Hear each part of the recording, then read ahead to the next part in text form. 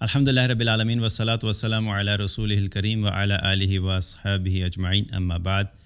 فاعوذ باللہ من الشیطان الرجیم بسم اللہ الرحمن الرحیم رب اشرح لی صدری ویسر لی امری واحلل عقدۃ من لسانی یفقہوا قولی۔ السلام علیکم ورحمۃ اللہ وبرکاتہ۔ ایک سوال بڑا کامن سا ہے جو کہ بہت سارے کمنٹس کے اندر اور بہت ساری جگہ پہ اٹھتا بھی ہے، اور میرے پاس بھی اکثر یہ سوال آتا ہے ڈائریکٹلی یا انڈائریکٹلی، کبھی سوشل میڈیا کے تھرو یا کبھی کوئی ڈسکشنز ہوتی ہیں لوگوں کے ساتھ، تو یہ ڈسکشن کا ایک حصہ بنتا ہے۔ اور وہ سوال یہ ہے کہ میں دین کی خدمت کیسے کر سکتا ہوں، اور خاص طور پہ اگر یہ دیکھا جائے کہ جس دور سے ہم گزر رہے ہیں، سوشل میڈیا کا دور ہے اور ہر ایک کے پاس ایکسیس ہے، اور ہر انسان جو ہے وہ سوشل میڈیا پلیٹ فارمز کو یوز کرتے ہوئے اپنا ایک اوپینین جو ہے دین کے اعتبار سے وہ اپنے پیجز کے اوپر یا اپنے چینل کے اوپر وہ ریکارڈ کرواتا ہے اور بہت سے لوگ سنتے ہیں، اور مختلف قسم کے اوپینینز آتے ہیں، لوگوں کی اپنی ایک انڈرسٹینڈنگ ہوتی ہے ریلیجن کے پوائنٹ آف ویو سے، اور اس کے بیس کے اوپر وہ خاص طرح کا ایک میسج لوگوں کو کنوے کرتے ہیں، جس کے سننے کے بعد بہت سے لوگ کنفیوز ہو جاتے ہیں، اور ان کو یہ لگتا ہے کہ اگر ہم نے یہ خاص طرح کا کام نہیں کیا تو اس کا مطلب ہے کہ ہم نے تو دین کی خدمت کی ہی نہیں اور ہم کر ہی نہیں سکتے۔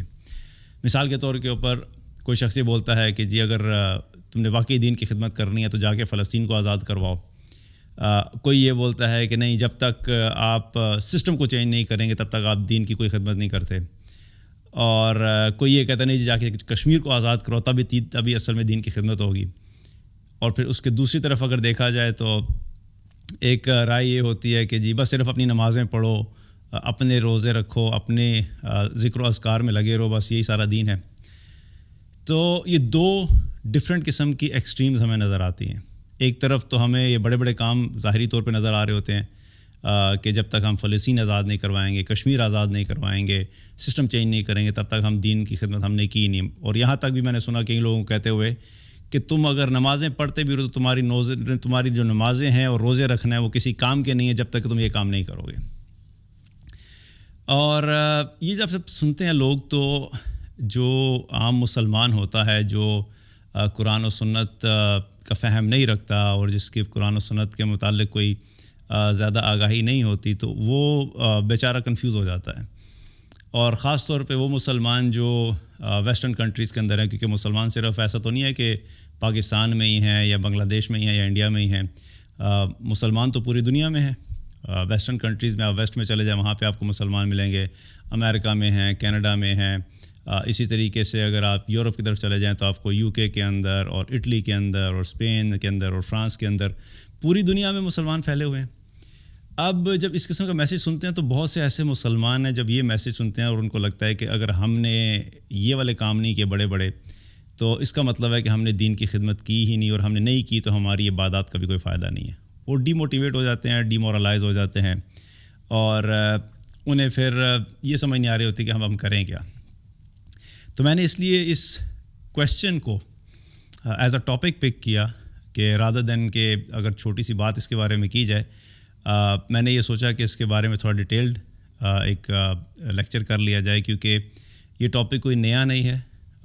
بہت عرصے سے یہ ٹاپک چلتا آ رہا ہے، جنریشن آفٹر جنریشن اس کے اوپر ڈسکشنز ہوتی رہی ہیں، ہر وقت ہر دور کے لحاظ سے اس ٹاپک کے اوپر بات کی گئی،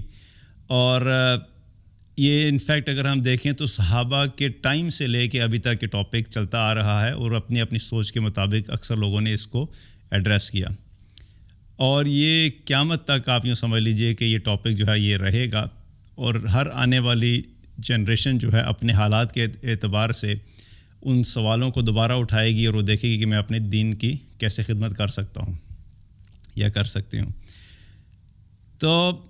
یہ جو میں نے آپ کے سامنے چند سٹیٹمنٹس رکھی شروع میں، ان کا مقصد ہی یہی تھا کہ ہم انڈرسٹینڈ کر سکیں کہ واقعی ہم میں سے ہر انسان، ہر مسلمان جو ہے اپنی اپنی کیپیسٹی میں رہ کے دین کی خدمت کیسے کر سکتا ہے۔ جب بھی دین سے متعلق آپ کوئی بھی فیصلہ کرنا چاہتے ہیں، کوئی بھی راستہ چننا چاہتے ہیں، تو اس میں ایک فنڈامنٹل چیز جو ہے وہ اپنی زندگی میں باندھ لیں اور اس کو سمجھ لیں ایک اصول کے طور کے اوپر، کہ جب بھی دین سے متعلق کوئی بات ہوگی تو اس کی گائیڈنس جو ہے وہ دین ہی سے لی جائے گی، اور ہمارا دین جو ہے وہ دو چیزوں کا مجموعہ ہے، اطیعوا اللہ و اطیعوا الرسول، اللہ کی اطاعت اور اللہ کے رسول صلی اللہ علیہ وسلم کی اطاعت، یا قرآن و سنت جو ہے یہ دو چیزیں ہیں جو ایک کمبینیشن میں مل کر ہمارے دین کو مکمل کرتے ہیں۔ تو جب دین سے متعلق کسی بھی محنت کی بات ہوگی، ایفرٹ کی بات ہوگی، تو گائیڈنس ہمیں یہیں سے لینی ہے۔ تیمور احمد کی رائے، ایکس وائی زی کی رائے، بڑی بڑی باتیں، بڑے جوشیلے قسم کے خطاب دینا، بڑی موٹیویشنل ٹاکس دینا، پیپ ٹاکس کرنا، یہ ساری کی ساری اگر تو قرآن و سنت کی روشنی میں اور وہاں سے دلائل لے کے کی جا رہی ہے تو پھر تو ٹھیک ہے، فیئر انف۔ لیکن اگر صرف اپنی رائے ہے اور ایک اعلیٰ کمیونیکیشن سکلز کے ذریعے سے صرف لوگوں کے اوپر ایک امپریشن ایسا کریٹ کیا جا رہا ہے جس میں قرآن و سنت سے کوئی ایسا اوتھینٹک جو ہے وہ دلیل نہیں ہے، تو وہ ایک اچھی ٹاک تو ہو سکتی ہے، اچھی موٹیویشن تو ہو سکتی ہے، لیکن اس کی وجہ سے جو آؤٹ کمز ہیں یا بہت سے ایسے لوگ ہیں جو کہ ان چیزوں کو پہنچ نہیں سکتے، وہ ڈی مورلائز ہو جاتے ہیں۔ اسی لیے آج میں نے سوچا کہ اس ٹاپک پہ جب ہم بات کریں گے تو ہم لوگ سٹارٹ کریں گے بالکل بیسک سے، اور اس وقت سے شروع کریں گے جب یہ دین اس دنیا میں آیا، یعنی کہ رسول اللہ صلی اللہ علیہ وسلم کو جب اللہ سبحانہ تعالیٰ نے نبوت عطا فرمائی اور آپ صلی اللہ علیہ وسلم نے دین کی دعوت کا کام شروع کیا، تو اس وقت کیا حالات تھے اور اس وقت بھی کیا لوگوں کے ذہنوں میں اس قسم کے کویشچنس تھے، اور اگر مختلف طرح کے لوگ تھے اور جو صحابہ تھے انہوں نے کس کس طریقے سے اپنا رول پلے کیا، حالانکہ سب کے سب جو ہے وہ بڑی مختلف قسم کے بیک گراؤنڈ سے تھے اور ہر ایک کا بڑا مختلف رول تھا۔ ایک چیز تو بنیادی طور پہ سمجھ لیں کہ اللہ سبحانہ تعالیٰ نے ہمیں ہر چیز کے لیے جو آئیڈیل عطا فرمایا وہ ہیں محمد رسول اللہ صلی اللہ علیہ وسلم، اور اللہ تعالیٰ نے قرآن میں اس کا تذکرہ بھی کیا اور فرمایا کہ لقد کان لکم فی رسول اللہ اسوۃ حسنہ، اور در حقیقت تمہارے لیے رسول اللہ صلی اللہ علیہ وسلم کی ذات میں بہترین نمونہ رکھا گیا ہے۔ یعنی تم اپنی لائف میں جب بھی کوئی ڈیسیژن کرو گے، چاہے وہ تمہاری اپنی ذاتی زندگی سے ہو اور یا وہ تمہاری اجتماعی زندگی سے ہو، اس کے لیے جو رول ماڈل ہے، راستہ ہے، طریقہ ہے، گائیڈنس جو ہے، وہ تمہیں رسول اللہ صلی اللہ علیہ وسلم کی زندگی سے لینی پڑے گی۔ تو گائیڈنس ہم وہاں سے لیں گے، اور دین کے اعتبار سے اگر دیکھا جائے تو اللہ سبحانہ تعالیٰ نے یہ چیز بھی بڑی کلیئر کر دی جو میں نے شروع میں بات کی کہ کیا صرف اپنی عبادات کافی ہیں، یا کہ ہمیں اجتماعیت کے اوپر بھی کام کرنا چاہیے اور سسٹم کو چینج کرنا چاہیے اور جہاد کرنا چاہیے، اور ایک طرف نمازیں ہیں اور دوسری طرف آپ کی زکوٰۃ ہے۔ تو یہ ساری چیزیں جب ہم دیکھتے ہیں تو اللہ سبحانہ تعالیٰ نے بہت کلیئر میسج ہمیں قرآن میں دیا۔ اللہ تعالیٰ نے کیا فرمایا کہ یا ایھا الذین آمنوا ادخلوا فی السلم کافہ، اے ایمان والو دین میں داخل ہو پورے کے پورے۔ یعنی اللہ تعالیٰ نے اس قسم کی کوئی ایکسیپشن نہیں بتائی کہ تم نے صرف نماز پڑھنی اور نماز پڑھ لے تو کافی ہوگا، یا یہ نہیں کہا کہ جب تک تم سسٹم کو تبدیل نہیں کرو گے تمہاری نمازیں تمہارے کسی کام نہیں آئیں گی، اور نہ ہی رسول اللہ صلی اللہ علیہ وسلم نے جو ہے وہ آئدر اور کا کانسیپٹ دیا۔ یہ آج بڑی انفارچونیٹ سی بات ہے کہ ہم اپنی ایک خاص قسم کی سوچ کو لوگوں تک پہنچاتے ہیں، جبکہ اللہ سبحانہ تعالیٰ نے اس چیز کو اس طریقے سے لوگوں کو نہیں بتایا کہ یعنی ایسا نہیں ہے کہ اگر تم نماز پڑھو گے تو نماز تمہاری اس وقت تک قبول نہیں ہے جب تک کہ تم نے سسٹم چینج نہیں کر دیا، یا کوئی شخص یا پھر اللہ سبحانہ تعالیٰ نے یہ کہا ہو کہ تمہاری ذمہ داری صرف اور صرف سسٹم کو تبدیل کرنا ہی ہے، تمہاری نماز تمہارے لیے امپورٹنٹ نہیں ہے۔ اللہ تعالیٰ نے قرآن میں ہمیں یہ جو دین دیا ہے یہ پورا پیکیج ہے، اور ایک مسلمان جو ہے اس پورے پیکیج کو لے کر کیری کرتا ہے۔ البتہ یہ بات ضرور ہے کہ کبھی کبھی ایسا ہو سکتا ہے کہ مختلف علاقوں کے اندر، مختلف کنٹریز کے اندر، یا ود ان سیم کنٹری بھی مختلف طرح کے مسلمان ہو سکتے ہیں۔ ہر ایک کا ایمان مختلف ہوتا ہے، ہر ایک کے حالات مختلف ہوتے ہیں، ہر ایک کا جو جرنی ٹورڈز اسلام یا جرنی ٹورڈز ایمان ہوتا ہے وہ بڑے ڈفرینٹ لیول کے اوپر ہوتا ہے، اور ہر انسان کے لیول کو سامنے رکھتے ہوئے اس سے جو ہے وہ کام لیا جاتا ہے۔ اور یہ چیز میں آج چند صحابہ کی زندگی کے واقعات آپ کے سامنے رکھوں گا تاکہ ہمیں یہ کلیئرٹی آئے کہ ان واقعات کو سن کر ہمیں یہ انڈرسٹینڈنگ آئے کہ ہم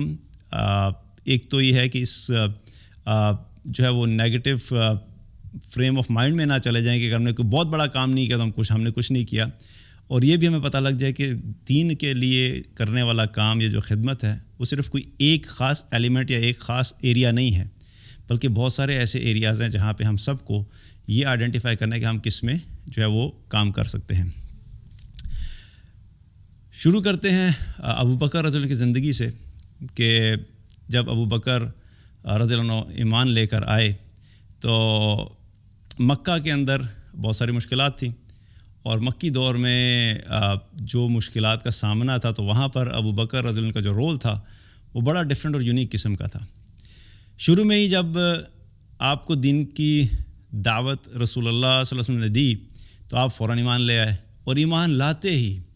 آپ نے بالکل انتظار نہیں کیا کہ میں تھوڑا دین مزید سمجھ لوں، مزید ذرا میرے اندر بھی یقین آ جائے اور پھر میں جا کے دیکھوں کہ مجھے آگے کیا کرنا ہے، بلکہ آپ صلی اللہ علیہ وسلم نے جو بتایا کہ بھئی اب اس کو آگے بھی پہنچانا ہے، تو ابو بکر رضی اللہ عنہ نے فوراً اسی دن ہی دین کی دعوت کا کام شروع کر دیا، اور بہت جلد ان کے کہنے کے اوپر 6-7 لوگ مسلمان ہو گئے. اور یہ وہ کام تھا جو کہ آپ نے کوئی لمبا چوڑا ٹائم نہیں لیا اور خود دین میں آئے اور فوراً ہی دین کی خدمت شروع کر دی. اور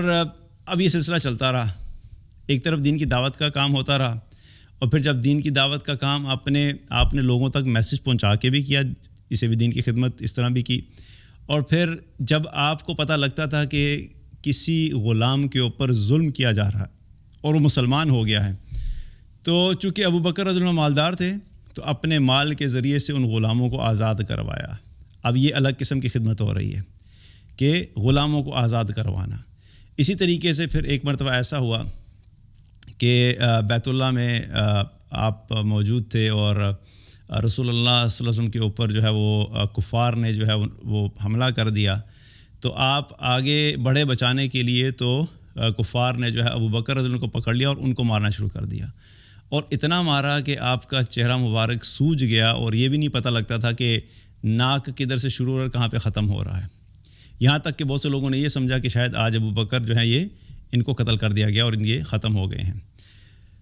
اب یہاں پہ کیا کیا، یہاں پہ جو دین کی خدمت کیا ہے کہ اس وقت ضرورت یہ تھی کہ رسول اللہ صلی اللہ علیہ وسلم کی حفاظت کی جائے، آپ نے حفاظت کی، یہ بھی دین کی خدمت تھی. پھر اسی طریقے سے جب ہجرت کا موقع آیا تو ہجرت بہت سے لوگ جب وہ کر کے چلے گئے مدینہ کی طرف، تو ابو بکر رضی اللہ عنہ جو تھے وہ آخری لوگوں میں تھے کہ جنہوں نے ہجرت نہیں کی تھی. تو آپ نے بھی رسول اللہ صلی اللہ علیہ وسلم کو اپنی خواہش ظاہر کی کہ یا رسول اللہ مجھے بھی اب ہجرت کرنی چاہیے. تو آپ صلی اللہ علیہ وسلم نے انہیں فرمایا کہ اے ابو بکر لا تعجل، جلد بازی مت کرو، بھی جلدی مت کرو، شاید اللہ تعالیٰ تمہیں کسی کا ساتھ نصیب فرما دے. یعنی رسول اللہ صلی اللہ علیہ وسلم کا جو اشارہ تھا وہ اپنی طرف تھا کہ ابو بکر ابھی تم جلدی نہیں کرو، شاید اللہ تعالیٰ تمہیں کسی کا ساتھ نصیب فرما دے، یعنی کہ میں تمہارے ساتھ ہجرت کروں گا. تو ابو بکر رضی اللہ عنہ اس بات کو سمجھ گئے، تو آپ نے کیا کیا کہ آپ نے 2 اونٹنیاں تیار کیں کہ آپ کو پتہ لگ گیا کہ جب ہجرت ہوگی تو ایک پہ میں ہوں گا اور ایک پہ رسول اللہ صلی اللہ علیہ وسلم ہوں گے. اور ان 2 اونٹنیوں کو بہت اچھے طریقے سے پریپیئر کیا، ان کا اچھا کھانا کھلایا ان کو تاکہ وہ اچھی طاقتور ہو جائیں. تو اب یہ جو اونٹنیاں پریپیئر ہو رہی ہیں، یہ کیا ہو رہا ہے؟ یہ بھی دین کی خدمت ہو رہی ہے. پھر ہجرت کر کے نکل گئے، اور جب مدینہ پہنچے تو مدینہ میں پہنچتے ہی جو شروع کے مسائل تھے ان میں سے ایک جو کام ضروری تھا وہ کیا تھا، وہاں پہ مسجد جو ہے بنانی تھی. اور مسجد نبوی کے جب بنانے کا آپ صلی اللہ علیہ وسلم نے ارادہ کیا تو اس کے لیے زمین چاہیے تھی. تو جو پہلی زمین خریدی گئی، جو پہلا ٹکڑا جو مسجد نبوی کے لیے خریدا گیا تھا، وہ بھی ابو بکر رضی اللہ عنہ کے مال سے خریدا گیا تھا. یہاں پہ میں ایک چیز کلیئر کر دوں کہ جو پہلا ٹکڑا زمین کا خریدا گیا تھا میں اس کی بات کر رہا ہوں، کیونکہ عثمان رضی اللہ عنہ نے جو مال دیا تھا وہ مسجد نبوی کی توسیع کے لیے، ایکسپینشن کے لیے دیا تھا، لیکن جو پہلا ٹکڑا خریدا گیا تھا وہ ابو بکر رضی اللہ عنہ کے مال سے خریدا گیا تھا. اب کیا ہو رہا ہے، یہاں پہ فائنینشیل سپورٹ ہو رہی ہے، یہ بھی دین کی خدمت ہے. تو یہ مختلف طریقے سے جو ہے وہ دین کی خدمت ہو رہی ہے. اور پھر جہاں پہ جب غزوہ بدر ہوا تو میدان جنگ میں جو ہے وہ وہاں پر بھی ابو بکر رضی اللہ عنہ جو تھے وہ غزوہ میں شامل ہوئے اور باقی غزوات میں بھی آپ نے شمولیت اختیار کی. تو یہ بھی دین کی خدمت ہو رہی ہے. اب اگر دیکھا جائے تو ابو بکر رضی اللہ عنہ نے جب جس وقت جہاں پہ جس چیز کی ضرورت تھی ان تمام چیزوں کو آپ نے اختیار کیا اپنی کیپیسٹی میں رہتے ہوئے جو کچھ اللہ تعالیٰ نے ان کو عطا فرمایا تھا، جو بھی اسٹرینتھس عطا فرمائی تھی، انہوں نے سب کو یوٹیلائز کیا. اسی طریقے سے غزوہ تبوک میں جب مال دینے کا آپ صلی اللہ علیہ وسلم نے بولا کہ جس کے پاس مال ہے زیادہ سے زیادہ جو ہے وہ صدقہ کرے،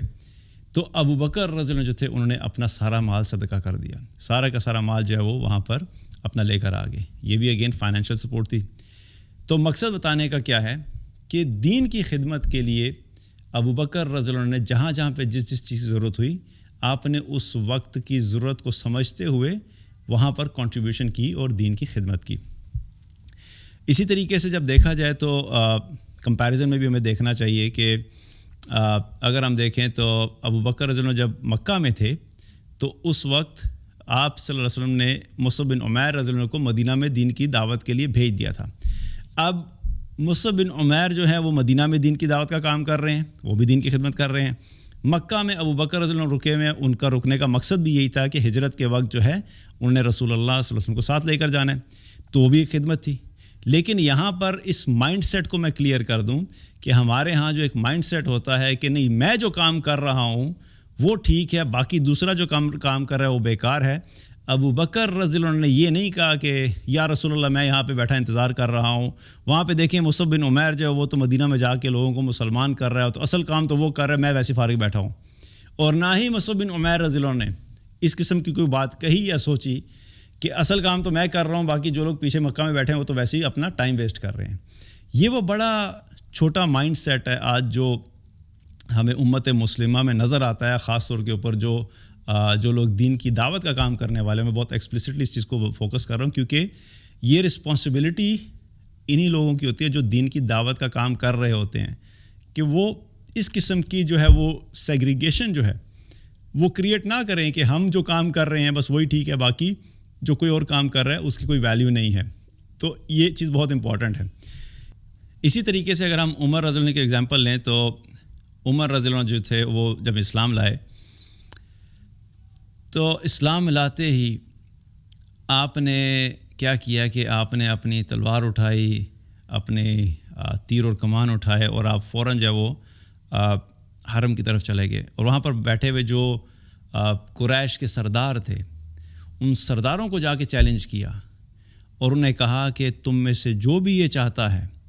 کہ اس کی بیوی جو ہے وہ بیوہ ہو جائے اور اس کے بچے یتیم ہو جائیں تو وہ مجھ سے فلاں جگہ پہ آ کے مقابلہ کر لے. یہ اب پہلی دفعہ ایسا تھا کہ کسی مسلمان نے جا کے اوپنلی کفار کے جو سردار تھے ان کو للکارا. اور اس سے پہلے کیا تھا کہ حرم کے اندر مسلمانوں کو اوپنلی نماز پڑھنے کی اجازت نہیں تھی، لیکن عمر رضی اللہ عنہ کے اسلام لاتے ہی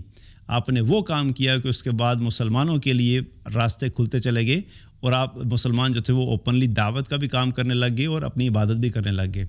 اب یہ کیا ہو رہا ہے؟ یہ وہ کام عمر رضی اللہ عنہ نے کیا جو ابھی تک کوئی اور نہیں کر سکا تھا، اور آپ نے دین کی خدمت کے لیے یہ کام کیا. اسی طریقے سے جب عمر رضی اللہ عنہ کا اگر ہم دیکھیں تو غزوہ تبوک کے اندر جب فائنینشیل ریکوائرمنٹ آئی تو عمر رضی اللہ عنہ نے وہاں پہ پیسہ دیا اپنا. اسی طرح جب غزوہ بدر اور غزوہ احد کے اندر جب کفار کا مقابلہ کرنا پڑا تو عمر رضی اللہ عنہ وہاں پہ بھی موجود تھے. اسی طریقے سے جب دین کا علم جو تھا، علم کے اعتبار سے بھی عمر رضی اللہ عنہ نے دین کا علم سیکھا. اور یہاں تک کہ کئی ایسی سچویشنز آئیں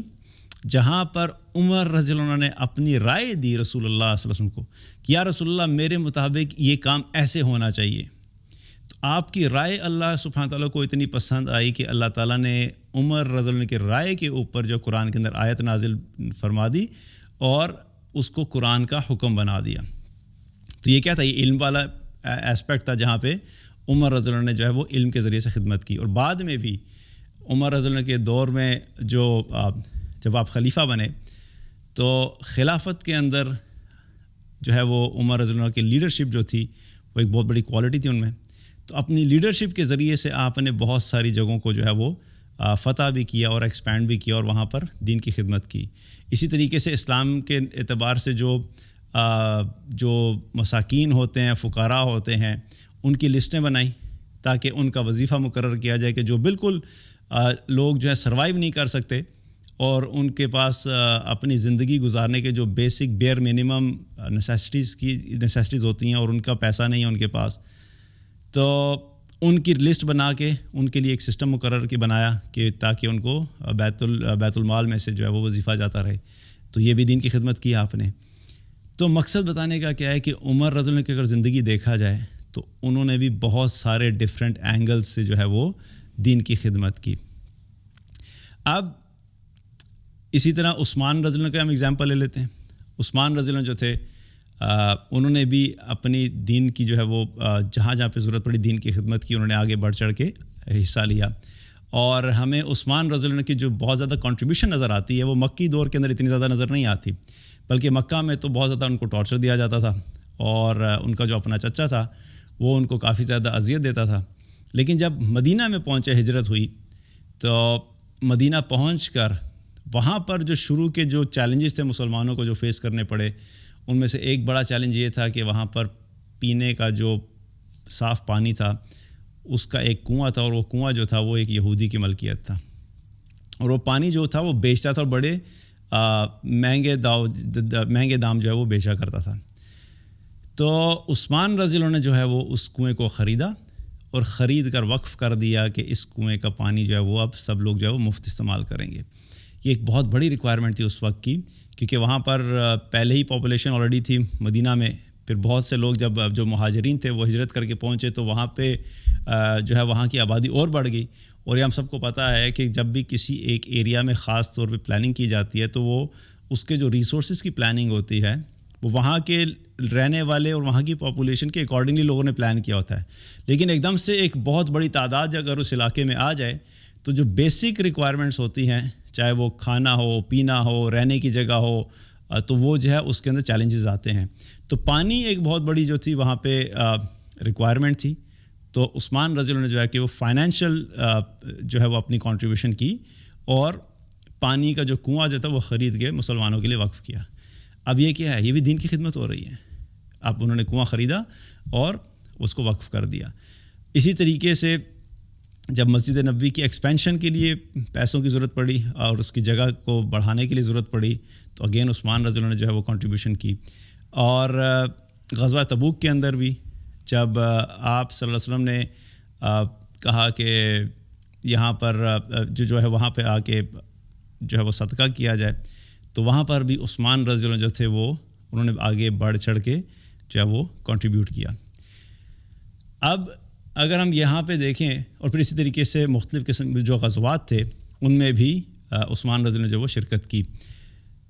یہاں پہ بھی دیکھا جائے تو اب عثمان رضی اللہ عنہ کا جو رول ہمیں نظر آ رہا ہے وہ بھی ڈفرینٹ جگہوں پہ وہ دین کی خدمت کا کام کر رہے ہیں.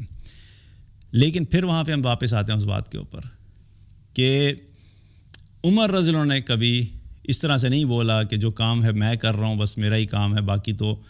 فلاں لوگ جو ہیں وہ کام نہیں کر رہے. یا عثمان رضی اللہ عنہ کے کسی کام کے اوپر جو ہے وہ اعتراض کیا ہو کہ بھئی انہوں نے یہ والا کام نہیں کیا تو انہوں نے کوئی کام نہیں کیا. یہ مائنڈ سیٹ بار بار میں اس لیے دہرا رہا ہوں اس چیز کو کہ ہمیں بحیثیت مسلمان اپنے دلوں کے اندر وسعت لانے کی ضرورت ہے، انڈرسٹینڈنگ لانے کی ضرورت ہے کہ اگر کوئی دین کی خدمت کا کام کر رہا ہے تو ہر جگہ کے اوپر مختلف جو ہے اس کی ریکوائرمنٹس ہو سکتی ہیں اور مختلف حالات کے اعتبار سے اس کو پک کرنا ہوتا ہے کہ مجھے دین کا کیا کام کرنا چاہیے.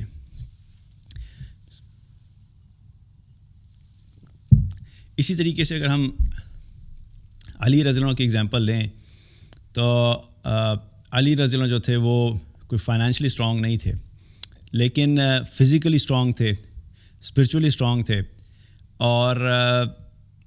انہوں نے جو خیبر فتح کیا تو وہ علی رضی اللہ عنہ کے ہاتھوں میں فتح ہوا، باقی کوئی بھی صحابہ جو ہے وہ خیبر کو فتح نہیں کر سکے تھے. تو یہ ایک بہت بڑی اچیومنٹ علی رضی اللہ عنہ کی تھی جو کہ باقی لوگ نہیں کر سکے، تو علی رضی اللہ عنہ نے وہ کام کیا. اسی طریقے سے حضرت علی رضی اللہ عنہ کا جو علم تھا وہ علم کے ایک پہاڑ تھے، اور اپنے علم کے ذریعے سے انہوں نے بہت ساری جگہوں کے اوپر جو وہ کنٹریبیوشنز تھیں. اسی طریقے سے میدان جنگ میں چونکہ وہ بہت بہادر تھے اور اسٹرانگ تھے تو آگے بڑھ بڑھ کے جو ہے وہ انہوں نے میدان جنگ میں حصہ لیا اور بہت ساری جگہوں کے اوپر انہوں نے مسلمانوں کو مشکلات سے بچایا. تو اب علی رضی اللہ عنہ کے پاس کوئی مال بہت زیادہ نہیں تھا، لیکن باقی صحابہ جنہوں نے مال کے ذریعے سے کنٹریبیوٹ کیا انہوں نے کبھی اس قسم کا اعتراض نہیں اٹھایا کہ یہ کیا بات ہوئی کہ بھائی یہ علی نے تو کوئی کام ہی نہیں کیا رضی اللہ عنہ، کہ اگر پیسے سے کنٹریبیوٹ نہیں کیا تو کچھ کام ہی نہیں کیا. اور نہ ہی علی رضی اللہ عنہ نے کبھی اس قسم کی بات کہی کہ یہ تم لوگ کیا صرف پیسہ کنٹریبیوٹ کرتے رہتے ہو، آ کے یہ کام کرنا جو کام میں کر رہا ہوں. یا یہ کہا ہو کہ خیبر تو میں نے فتح کیا ہے، تم لوگوں نے تو اگر خیبر فتح نہیں کیا تو تم نے کوئی کام نہیں کیا. یہ جو آج کانسیپٹ ہے نا کہ جو لوگ خود ایک کام کر رہے ہوتے ہیں وہ اس طریقے سے لوگوں کو بتا رہے ہوتے ہیں کہ جو کام میں کر رہا ہوں اصل کام یہ ہے، اگر تم نے یہ نہیں کیا تو باقی کوئی کام نہیں کیا. یہ تو صحابہ کی سوچ کے بالکل خلاف ہے. صحابہ نے بہت بڑے بڑے کام کیے، لیکن کبھی صحابہ نے ایک دوسرے کو یہ نہیں کہا کہ جو کام میں کر رہا ہوں یہی صحیح کام ہے، باقی تم جو کر رہے ہو وہ صحیح نہیں ہے، اور اگر تم نے یہ کام نہیں کیا جو میں کر رہا ہوں تو تم نے سمجھو کوئی کام ہی نہیں کیا. اس مائنڈ سیٹ کو سمجھیے کہ ہمیں اس مائنڈ سیٹ کو چینج کرنا ہے. جہاں جہاں پر بھی مسلمان جو ہیں وہ کام کر رہے ہیں، ہمیں ایک دوسرے کو کمپلیمنٹ کرنا ہے. جو اچھا کام، صحیح کام، پروڈکٹیو کام، کنسٹرکٹیو کام ہے اس میں ایک دوسرے کے ساتھ تعاون کرنے کا حکم ہے. تعاون علی البر والتقوی، یہ کانسیپٹ جو ہے وہ یہی تو اللہ نے قرآن میں دیا کہ ایک دوسرے کے ساتھ اچھائی کے اور نیکی کے جتنے بھی کام ہیں ان میں ایک دوسرے کے ساتھ کوآپریٹ کرو، ایک دوسرے کے ساتھ تعاون کرو، بجائے اس کے کہ ایک دوسرے کو نیچے کھینچنے کے ایک دوسرے کے ساتھ مل کے کام کرو. اسی طریقے سے دو اور پرسنالٹیز کو ہم کے بارے میں ہم بات کر لیتے ہیں، اس کے بعد پھر ہم اپنے اس ٹاپک پہ آئیں گے یا ٹاپک کے اس حصے پہ آئیں گے ہمیں کرنا کیا چاہیے. دو اور صحابہ ہیں، ابو ہریرہ رضی اللہ عنہ اور خالد بن ولید رضی اللہ عنہ. Totally different personalities. Abu Hurairah رضی اللہ عنہ جو ہے وہ مدینہ میں رہ رہے ہیں، کھانے کا بڑا مسئلہ ہے، کھانے کے لیے کچھ نہیں ہے. خود فرماتے ہیں کہ اکثر ایسا ہوتا کہ میں مدینہ کی گلیوں میں اس طرح پڑا ہوتا تھا کہ جیسے بالکل بے ہوشی کا عالم ہوتا تھا، اور لوگ میرے پاس سے گزر رہے ہوتے تھے اور گزرنے والے یہ سمجھتے تھے کہ میں کوئی مجنون ہوں اور بے ہوش پڑا ہوں، اور جو مجھے غشی ہوتی تھی اور لوگ یہ سمجھتے تھے کہ کوئی پاگل ہے. تو خود کہتے ہیں کہ وہ جو میرے اوپر غشی کا عالم ہوتا تھا وہ اس لیے ہوتا تھا کہ کئی دن تک جب کھانا نہیں کھاتے تھے تو بھوک کی وجہ سے جو ہے وہ میں بے ہوش ہو جاتا تھا. یہ حالات ہیں جن میں ابو ہریرہ رضی اللہ عنہ جو ہیں وہ رسول اللہ صلی اللہ علیہ وسلم کی صحبت میں رہ کر احادیث سیکھ رہے ہیں. باقی تمام صحابہ جو تھے وہ آپ صلی اللہ علیہ وسلم کے پاس سے جب اٹھ بھی جایا کرتے تھے، کوئی اپنے کام میں مصروف ہو جاتے تھے، تو ابو ہریرہ رضی اللہ عنہ کہتے ہیں کہ میں اس وقت بھی رسول اللہ صلی اللہ علیہ وسلم کی صحبت میں موجود رہتا تھا تاکہ میں آپ کی باتیں زیادہ سے زیادہ سیکھ سکوں اور ان کی حفاظت کر سکوں اور محفوظ کر سکوں. اسی لیے اگر دیکھا جائے تو میکسیمم جو احادیث ہیں وہ ہمیں ابو ہریرہ رضی اللہ عنہ سے جو ہے وہ مروی ہیں احادیث. دوسری طرف جو ہے وہ خالد بن ولید ہیں جو کہ میدان جنگ میں آگے ہیں اور کمانڈ بھی کر رہے ہیں اور لیڈ بھی کر رہے ہیں اور فتوحات کا سلسلہ بھی چل رہا ہے. لیکن ان دونوں کو اگر دیکھا جائے تو ابو ہریرہ رضی اللہ عنہ نے یہ نہیں کہا کہ اصل کام تو یہ ہے کہ اللہ کے نبی صلی اللہ علیہ وسلم کی صحبت میں رہ کے علم الحدیث سیکھا جائے، باقی جو لوگ کام کر رہے ہیں وہ کسی کام کا نہیں ہے. اور نہ ہی خالد بن ولید رضی اللہ عنہ نے یہ فرمایا یا ایسی کوئی بات کہی کہ اصل کام تو یہ ہے کہ بیٹل فیلڈ کے اندر کمانڈ کیا جائے اور جا کے فتوحات کی جائیں اور جہاد کیا جائے، یہ کام ہے. باقی بیٹھ کے صرف قال اللہ قال رسول اللہ کر رہنا یہ کچھ کوئی کام نہیں ہے. یہ آج ہمارے معاشرے میں جو مائنڈ سیٹ ہے نا، ہر بندہ اپنے کام کو جسٹیفائی کرنے کے لیے جو ہے وہ یہ کرتا ہے کہ بھئی یہی اصل کام ہے، باقی کوئی اور کام نہیں ہے. تو یہاں پر بھی ہمیں دو بالکل ڈفرینٹ اپوزٹ پرسنالٹیز نظر آتی ہیں اور کنٹراسٹ نظر آتا ہے. لیکن یہ اپنی جگہ کام کر رہے ہیں، ابو ہریرہ اور خالد بن ولید اپنی جگہ کام کر رہے ہیں، اور دونوں کام امپورٹنٹ ہیں. اور یہ ہمیں نہیں پتہ، اگر یہ نہیں ہو سکتا کہ کوئی شخص ہے کہ یہ والا کام چھوڑ کے سارے یہی کام کر لو. It doesn't work like that. آگے ہم جا کے اس بارے میں بات کریں گے ابھی. تو بیسیکلی یہ جو ہے صحابہ نے اس چیز کو یہ ایشو نہیں بنایا کہ ہم جو کام کر رہے ہیں وہ ٹھیک ہے، باقی سب غلط ہیں. اب آتے ہیں اپنے مین پوائنٹ کی طرف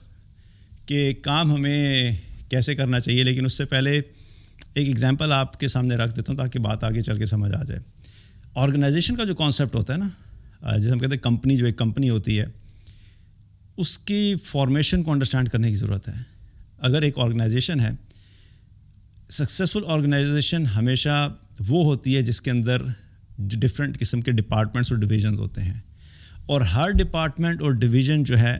اس کی جو جاب رول ہوتا ہے، اس کی جو KPIs جنہیں کہا جاتا ہے، اور ان کے جو پرفارمنس انڈیکیٹرز ہوتے ہیں وہ کلیئر ہوتے ہیں کہ بھئی اگر فائنینس ڈپارٹمنٹ ہے تو اس کا یہ کام ہے، مارکیٹنگ ڈپارٹمنٹ ہے اس کا یہ کام ہے، سیلز ڈپارٹمنٹ ہے اس کا یہ کام ہے، HR ڈپارٹمنٹ ہے اس کا یہ کام ہے، لاجسٹکس ڈپارٹمنٹ ہے اس کا یہ کام ہے. تو ڈفرینٹ ڈپارٹمنٹس ہوتے ہیں. اب اگر کوئی ایسی آرگنائزیشن ہو، کوئی شخص یہ کہے کہ بھئی فائنینس والے یہ کہیں کہ اصل کام تو جو ہے وہ فائنینس ڈپارٹمنٹ کرتا ہے، باقی تو سب فارغ ہیں. اور بائی دا وے یہ آرگنائزیشن پالیٹکس کے اندر اس قسم کی بے وقوفانہ باتیں جو ہیں وہ آپ کو سننے میں ملتی ہیں. بیکاز میں خود it's been like 22 years in corporate life now, تو ڈفرینٹ قسم کے لوگوں سے انٹریکٹ ہوا، ڈفرینٹ قسم کی باتیں لوگوں سے سنی، ڈفرینٹ قسم کے لوگوں کو دیکھا، آبزرو کیا. تو یہ بڑی ٹپیکل قسم کی ایک ڈسکشن ہوتی ہے کہ ہر ڈپارٹمنٹ اپنے آپ کو جو ہے وہ سمجھ رہا ہوتا ہے کہ صرف ہم ہی کام کر رہے ہیں، باقی سارے فارغ ہیں، جو کہ بالکل غلط اپروچ ہے. کبھی کوئی آرگنائزیشن چل ہی نہیں سکتی جب تک کہ سارے ڈپارٹمنٹس کچھ نہ کچھ کنٹریبیوشن نہ کر رہے ہوں. تو بہرحال سمجھانے کے لیے بتا رہا ہوں کہ اگر کوئی کسی آرگنائزیشن کے اندر فائنینس ڈپارٹمنٹ یہ سمجھنا شروع کر دے کہ سارا کام تو ہم کرتے ہیں کیونکہ پیسہ ہمارے ہاتھ میں ہے، پیمنٹس ہم نے کرنی ہے، ریسیونگ ہم نے کرنی ہے، پروجیکٹ کے لیے اگر فنڈنگ چاہیے ہم نے دینی ہے، مارکیٹنگ کو پیسے چاہیے تو ہم نے دینے ہیں، سیلز والوں کو اگر کہیں پہ کسی پروجیکٹ کو ڈیل کو ون کرنے کے لیے کچھ کام کرنا ہے اس کے لیے پیسے ہم نے دینے ہیں،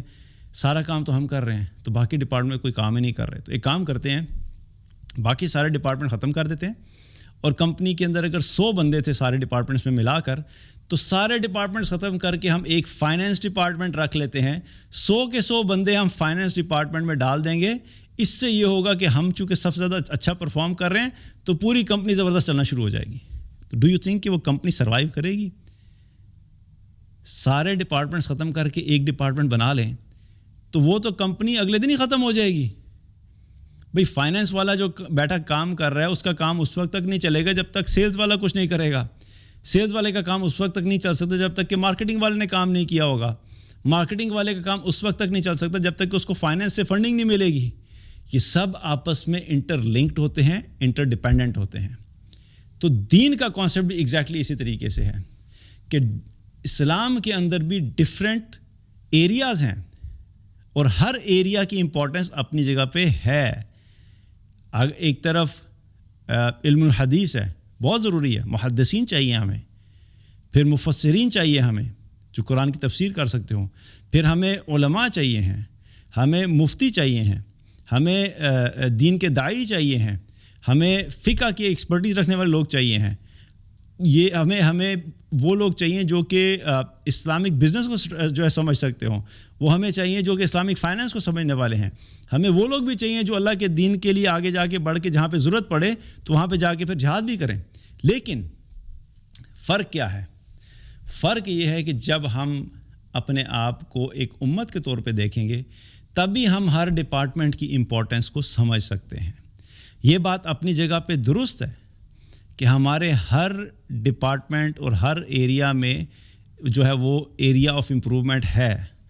کیا ہم اچھے طریقے سے پرفارم کر رہے ہیں؟ تو آنسر از نو. ہمیں ہر جگہ کے اوپر بہت زیادہ امپروومنٹس کی ضرورت ہے. لیکن امپروومنٹس لے کر آنا ایک الگ اسٹریٹجی ہوتی ہے اور کسی کے کام کو بالکل رد کر دینا یہ ایک الگ اسٹریٹجی ہوتی ہے. آج ہم جس اسٹریٹجی پہ چل رہے ہیں بحیثیت امت مسلمہ، ہمیں جو ہے وہ اپنے کام کے علاوہ ہر ایک کو رد کرنے پہ لگے ہوئے ہیں. اور اگر ہم اس اسٹریٹجی کے ساتھ چلے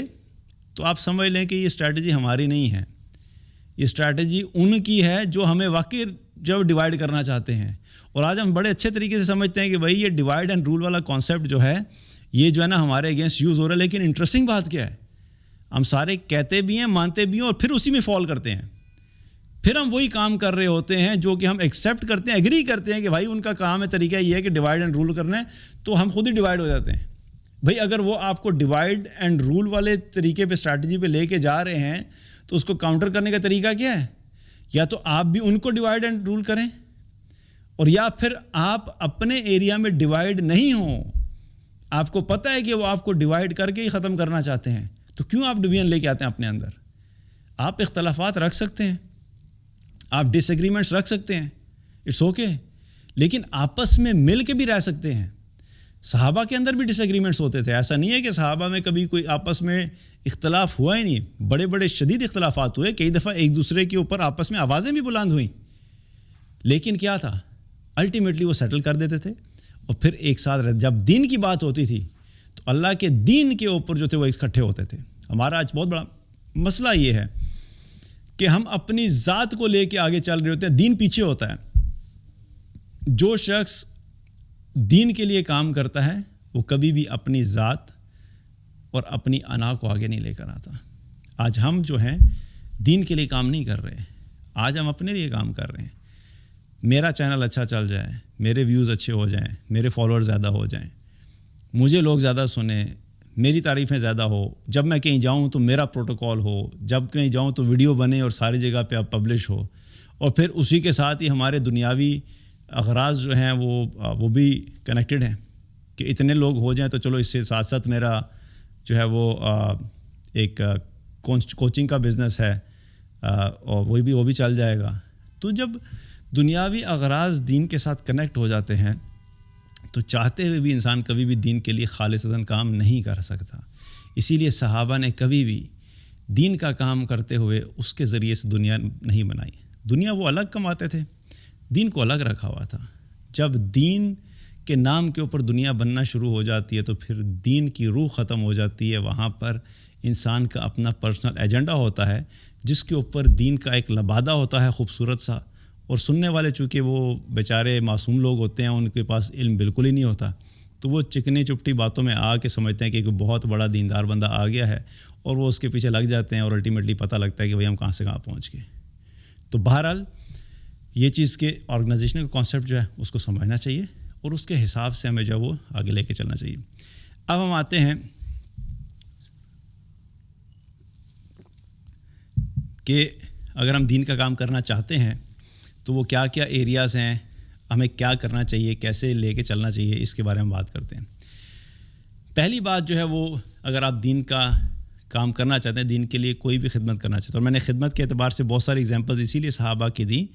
تاکہ ہمیں وہ سارے ایریاز پتہ لگ جائیں کہ کہاں کہاں پہ جو ہے وہ دین کا کام کیا جا سکتا ہے. اب 2023 کے اندر ڈائنامکس وہ نہیں ہے جو کہ صحابہ کے دور میں تھے. تو اب جب ہم دین کا کام کریں گے تو ایک چیز یاد رکھیں کہ فاؤنڈیشن وہی رہے گی ہمیشہ، کہ اللہ کے دین کے لیے جب محنت کی جائے گی تو وہ جو بیسکس ہیں وہ کبھی بھی چینج نہیں ہوگی، چاہے دنیا میں جتنی مرضی ٹیکنالوجی جو ہے وہ آگے چلی جائے. بیسکس کیا ہیں کہ لوگوں کی اور دنیا کی غلامی سے نکال کر ایک اللہ کی غلامی میں لے کر آنا، اور ان کو یہ بتانا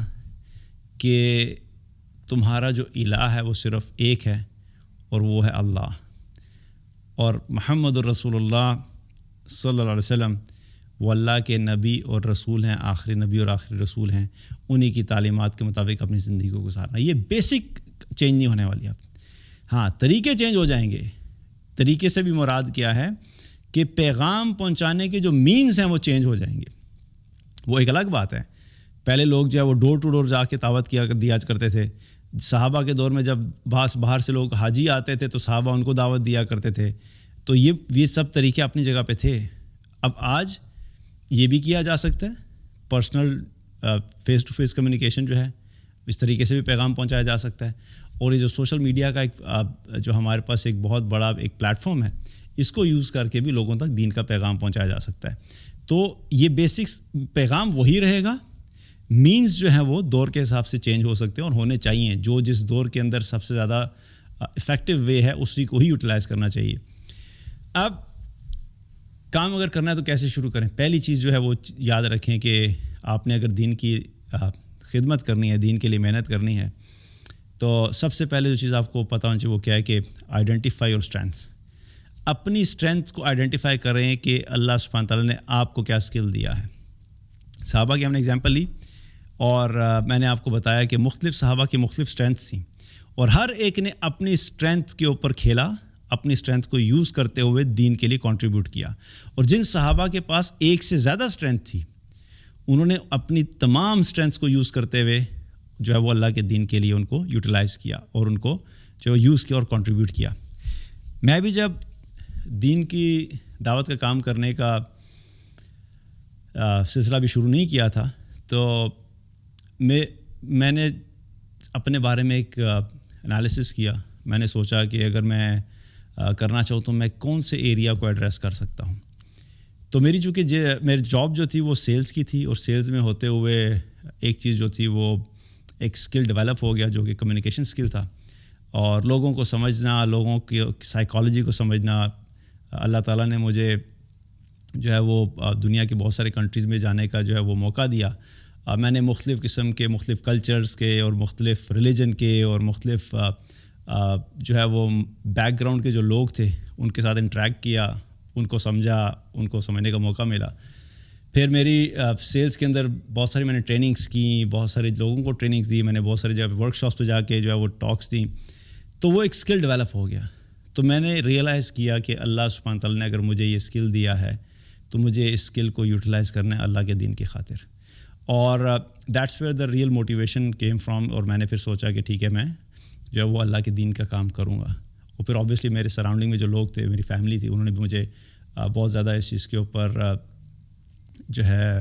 مجھے موٹیویٹ کیا کہ بھئی اللہ نے اگر آپ کو اسکل دیا ہے تو اس کو یوٹیلائز کریں. تو الحمدللہ پھر اس نیت سے جب کام شروع کیا تو اللہ تعالیٰ نے جو ہے بات بہت ساری جگہوں پہ پہنچا دی. اور ابھی اللہ کا شکر ہے کہ میں اپنے یوٹیوب کے چینل کے اوپر جب اسٹیٹسٹکس دیکھ رہا تھا تو مور دین 50 کنٹریز کے اندر ہمارا کانٹینٹ سنا جاتا ہے, اور اللہ کے دین کی جو بات پہنچ رہی ہے. اور یہ سب اللہ کی توفیق سے ہوا, اس میں میرا اپنا کوئی کمال نہیں ہے, بس صرف یہ ہے کہ اپنی اسٹرینتھ کو آئیڈینٹیفائی کیا اور میں نے اس چیز کو یوٹیلائز کیا. اب یہ تو میری اپنی ایک ایگزامپل میں نے اس لیے دی کہ آپ سب لوگوں کو بھی یہ سوچنا چاہیے کہ آپ کی کیا اسٹرینتھ ہے. ضروری نہیں ہے کہ آپ سب بھی لوگ جو ہیں وہ بولنے میں ہی اچھے ہوں. کچھ لوگ ایسے ہوتے ہیں جو لکھنے میں اچھے ہوتے ہیں, کچھ ایسے ہوتے ہیں جو لوگوں کو جو ہے وہ آرگنائز کرنے میں اچھے ہوتے ہیں, جن کا جو ہے وہ ایڈمنسٹریشن میں اچھے ہوتے ہیں, کچھ ایسے ہوتے ہیں جو سوشل میڈیا کے ایکسپرٹس ہیں. تو آپ کو اپنی اسٹرینتھس اور ایکسپرٹیز کو آئیڈینٹیفائی کرنا ہے. اور going back to the example of Abu Hurairah رضی اللہ عنہ اور خالد بن ولید, تو دونوں کی اسٹرینتھس مختلف تھیں. خالد بن ولید جو تھے ان سے کوئی بہت زیادہ احادیث ہمیں نہیں ملتی, بہت لمیٹڈ سی ہیں, لیکن ابو ہریرہ رضی اللہ عنہ سے جو ہے وہ احادیث بہت ساری ملتی ہیں. دونوں کے اپنے ایریاز آف ایکسپرٹیز تھے. اور سب سے امپورٹنٹ بات کیا تھی, اللہ کے نبی صلی اللہ علیہ وسلم بھی ان کی اسٹرینتھس کو سمجھتے تھے. آپ نے ابو ہریرہ کو یہ نہیں کہا کہ ابو ہریرہ تم جا کے وہی کام کرو جو خالد بن ولید کر رہا ہے, اور نہ ہی آپ نے خالد بن ولید رضی اللہ عنہ سے کہا کہ تم کیا بیٹل فیلڈ میں ہو, تم بھی آ کے ابو ہریرہ کے ساتھ بیٹھ کے حدیث سیکھو. آپ صلی اللہ علیہ وسلم نے بھی دونوں کی اسٹرینتھس کو سمجھا, اور دونوں کو ان کی جو اسٹرینتھس تھیں وہاں پر ہی ڈپلوائے کیا اور وہاں پر ہی یوٹیلائز کیا. اسی لیے اگر دیکھا جائے تو اسلام کو جو علمی ایک بہت بڑی جو ہمیں وراثت میں علم ملا وہ ابو ہریرہ رضی اللہ عنہ کی احادیث کے ذریعے سے ملا, حدیث کا. اور جو ایریا جو جیوگرافیکلی ہم لوگوں نے بہت سارا ایریا کور کیا اور اسلام کو وہاں تک پہنچایا وہ خالد بن ولید رضی اللہ عنہ کے ذریعے ہوا. اور بھی صحابہ تھے, لیکن بہرحال خالد بن ولید رضی اللہ عنہ جو تھے وہ ایک ایسے صحابی ہیں جو کہ جو سب سے فرنٹ لائن کے اوپر تھے, اس لیے ان کی ایگزامپل میں دے رہا ہوں. تو ہمیں یہ دیکھنا ہے کہ ہمارے اندر جو ہے وہ اسٹرینتھ کیا ہیں, اپنی اسٹرینتھ کو آئیڈینٹیفائی کر کے اس کو یوٹیلائز کرنا. تو یہ پہلی چیز. دوسری چیز کیا ہے کہ جو بھی آپ اپنی اسٹرینتھ آپ کی ہے اس کو کانسٹنٹلی انہانس کریں. فار ایگزامپل اگر آپ جو ہے وہ سوشل میڈیا کے ایکسپرٹ ہیں اور آپ یہ ڈیسائیڈ کرتے ہیں کہ بھئی میں دین کا علم تو نہیں رکھتا, میں قرآن کو اس طریقے سے نہیں سمجھتا اور میں خود سیکھ رہا ہوں, اور احادیث کو بھی میں صرف سیکھ رہا ہوں, لیکن میں ابھی دین کی دعوت کا کام نہیں کر سکتا, میرا یہ ایریا نہیں, میری ایکسپرٹیز ہی نہیں ہے. لیکن میری ایکسپرٹیز یہ ہے کہ میں سوشل میڈیا کو بہت اچھے طریقے سے سمجھتا ہوں کہ سوشل میڈیا پلیٹ فارمز کے اوپر دین کو کیسے پھیلایا جا سکتا ہے, یوٹیلائز کیسے کر سکتے ہیں, پیغام کیسے پہنچایا جا سکتا ہے. وہ لوگ جو دین کا کام کر رہے ہیں ان کے ساتھ کولیبوریٹ کر کے ان کو میں اپنی سروسز آفر کروں کہ میں آپ کے پیجز بناؤں گا, میں مینیج کروں گا, میں ان کو گرو کروں گا تاکہ زیادہ سے زیادہ دین کا پیغام جو لوگوں تک پہنچے. تو that's what you should be doing. آپ کا ایریا اگر یہ ہے آپ کو اس پہ فوکس کرنا ہے, اور اس ایریا کو فوکس کرتے ہوئے اس کو امپروو کریں. یہ امپورٹنٹ ہے کہ کسی ایک جگہ پہ رکنا نہیں ہے. ہمارا دین جو ہے ہمیں کیا سکھاتا ہے؟ وہ ایک کانسٹنٹ امپرومنٹ اور اپنے نئے مائل سٹونز جو ہیں ان کو جو ہے وہ ان کو ڈیفائن کرنا اور ان کو اچیو کرنا ہے.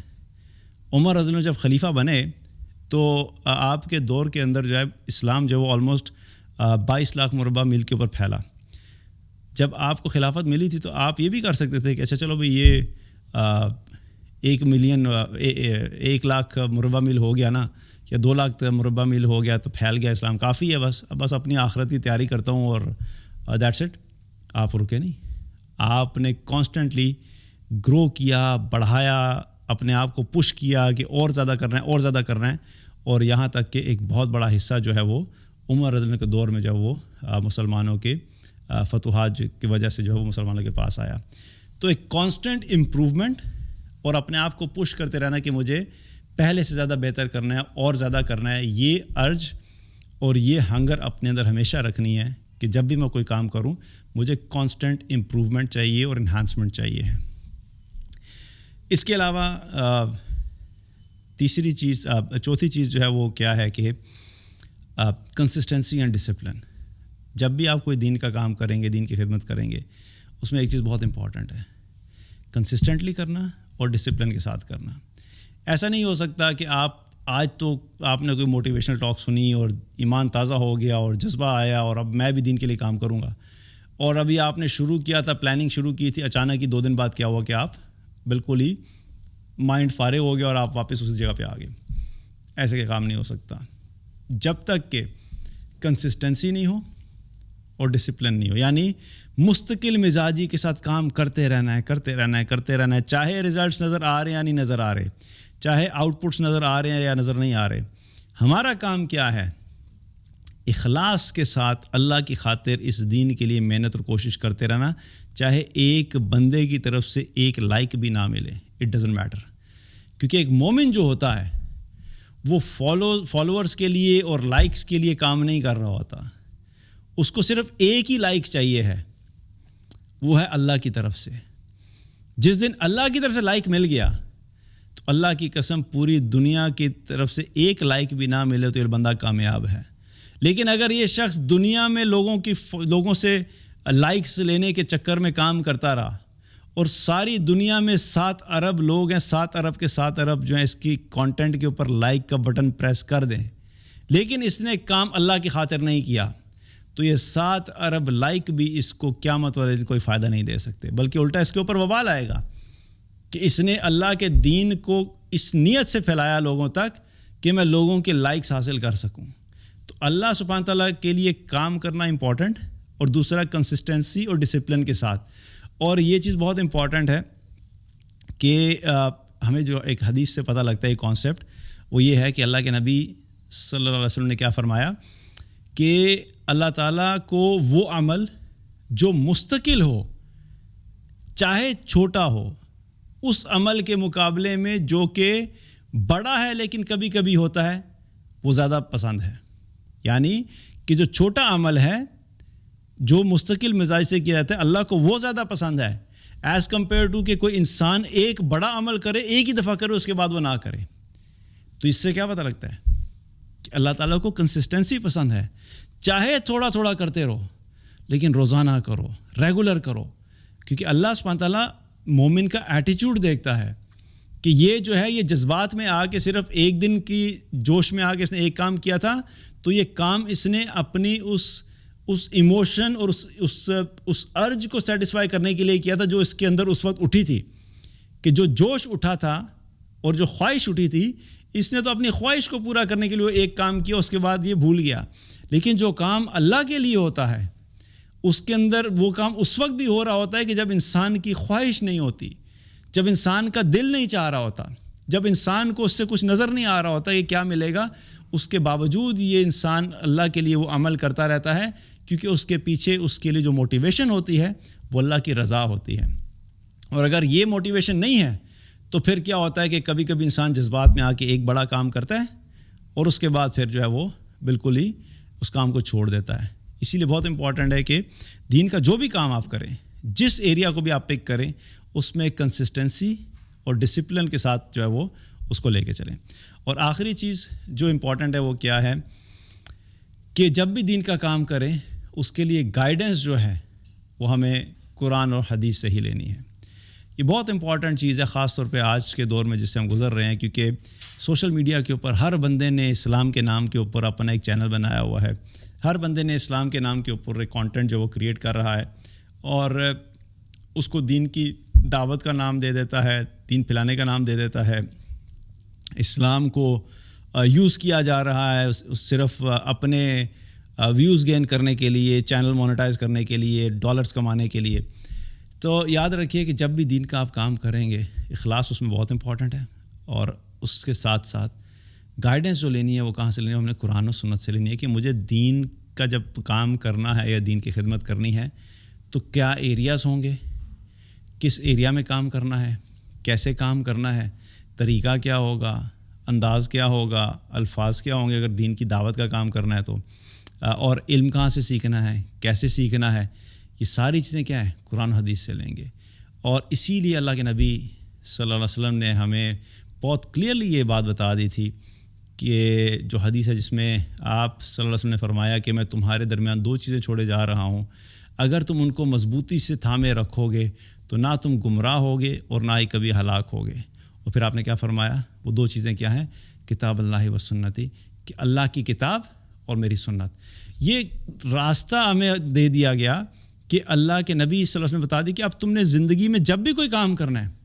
تم نے گائیڈنس ان 2 چیزوں سے لینی ہے. اگر تم صرف موٹیویشنل اسپیکروں کو سنتے رہ جاؤ گے اور ہر قسم کے تجزیہ نگار کو سنتے رہ جاؤ گے اور ہر بندہ جو صرف ظاہری طور پہ 2-4 الفاظ اسلام کے بول لیتا ہے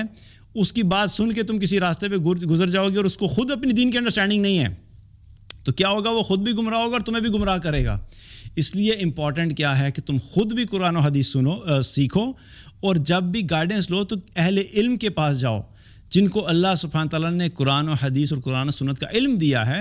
اگر تمہیں خود سمجھ نہیں آ رہی تو ان سے پوچھو کہ میں یہ کام کرنا چاہ رہا ہوں تو کیا مجھے یہ اس طریقے سے کرنا چاہیے کہ نہیں کرنا چاہیے. تو گائیڈنس جو ہے ہمیشہ جب بھی آپ دین کے لیے لیں گے وہ قرآن و حدیث سے لیں گے. اللہ تعالیٰ سے دعا ہے کہ اللہ تعالیٰ ہم سب کو ایمان عطا فرمائے، تقویٰ عطا فرمائے، اور بحیثیت امت ہم سب کو آپس میں ایک دوسرے کے ساتھ اتفاق کے ساتھ، محبت کے ساتھ رہنے والا بنائے، اور ایک دوسرے کے ساتھ نیکی کے کاموں میں تعاون کرنے کی توفیق عطا فرمائے. بارک اللہ علیکم. السلام علیکم ورحمۃ اللہ وبرکاتہ.